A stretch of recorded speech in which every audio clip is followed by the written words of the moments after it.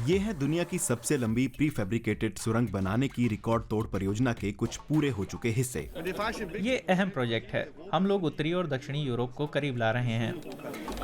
सबसे पहले हिस्से का उद्घाटन डेनमार्क के राजा ने किया। उसी से इसकी अहमियत पता चलती है। ये एक बहुत बड़ा दिन और 2029 में जर्मनी में सुरंग खोलने के हमारे अंतिम लक्ष्य का एक अहम पड़ाव है। इसमें सब कुछ बड़ा ही बड़ा है। सुरंग बनाने के लिए यूरोप का सबसे बड़ा निर्माण स्थल बनाया गया। यूरोप का सबसे बड़ा तैरता ड्रेजर भी यहीं इस्तेमाल हो रहा है। ये है यूरोप का मेगा प्रोजेक्ट। जितना विशाल उतनी ही बड़ी चुनौतियां। निर्माण में कंक्रीट डालने की प्रक्रिया बड़ी अहम है। 30 घंटे तक लगातार कंक्रीट डाला जाता है। सिर्फ एक सेगमेंट के लिए दसियों हजार टन कंक्रीट पड़ता है। प्रत्येक सामग्री एक ही बार में डालनी होती है। ऐसा नहीं कि फर्श का स्लैब पहले भरो, फिर दीवार और फिर छत। हम समूचे सेगमेंट पर एक ही बार में कंक्रीट बिछाते हैं, क्योंकि हमें यह सुनिश्चित करना होता है कि तापमान घटने बढ़ने से दरार न आने पाए। जलरोधी निर्माण कार्य में ये बहुत जरूरी है। शुरुआती प्री फैब्रिकेटेड स्लैबों का काम सही रहा। हर स्लैब 217 मीटर लंबा और 42 मीटर चौड़ा है।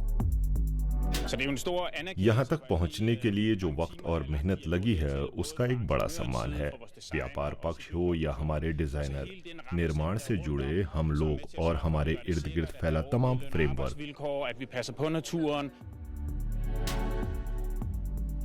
सुरंग में कुल 89 प्री फैब्रिकेटेड हिस्से होंगे। 2 ट्यूबें ट्रेनों के लिए और 2 कारों के लिए। बड़े हिस्सों को फिर समंदर में डुबोकर जोड़ा जाएगा। उसके बाद अंदर का काम होगा।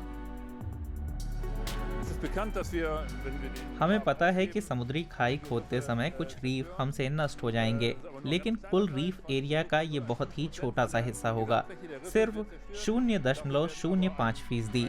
और जितने बर्बाद होंगे उससे ज्यादा रीफ अलग लोकेशन में फिर से पनप जाएंगे। सुरंग डेनमार्क को उत्तरी जर्मनी से जोड़ेगी। 160 किलोमीटर की ड्राइविंग बच जाएगी। ये ईयू के उस प्रोजेक्ट का हिस्सा है जिसके तहत उत्तरी और दक्षिणी यूरोप के बीच रेल यात्रा को ज्यादा तेज और सुगम बनाया जाना है, ताकि हवाई यात्रा कम से कम हो।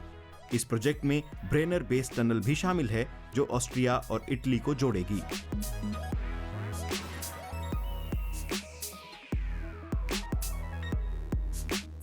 चौसठ किलोमीटर लंबी ये निर्माणाधीन सुरंग बनने पर दुनिया की सबसे लंबी रेल सुरंग होगी। इस निर्माण की अनुमानित लागत 7 अरब यूरो है, लेकिन डेनमार्क क्या इसका खर्च निकाल पाएगा? हमारे अनुमान ट्रैफिक की भविष्यवाणी पर आधारित हैं, जिसके मुताबिक एक दिन में करीब 111 ट्रेनें चलेंगी। हमारा वित्तीय आकलन भी इसी पर आधारित है। हम ये भी मानते हैं कि 2030 से करीब 12,000 कारें इस सुरंग से होकर गुजरेंगी। प्रति कार 73 यूरो का टोल लगने का अनुमान है। ट्रेनों के लिए कीमत अभी तय नहीं है। एक बात तय है कि निर्माण की लागत अगले 20 साल में तो नहीं निकल पाएगी, लेकिन इससे ज्यादा महत्वपूर्ण है मेगा प्रोजेक्ट की सुरक्षा। अगर सुरंग के बीचों बीच पानी रिसने लगे तो असल समस्या खड़ी हो जाएगी। दीवारें अधिकतम रफ्तार में ट्रेन या कार से जुड़े हादसों को झेलने के लिहाज से बनाई गई हैं। एक सेफ्टी बफर तो है, ये कोई समस्या नहीं। सुरंग 2028 में बनकर तैयार होगी। डेनमार्क के लोग ही इसके लिए पैसा खर्च कर रहे हैं, क्योंकि जर्मनों की तुलना में उनके लिए प्रोजेक्ट का महत्व ज्यादा है।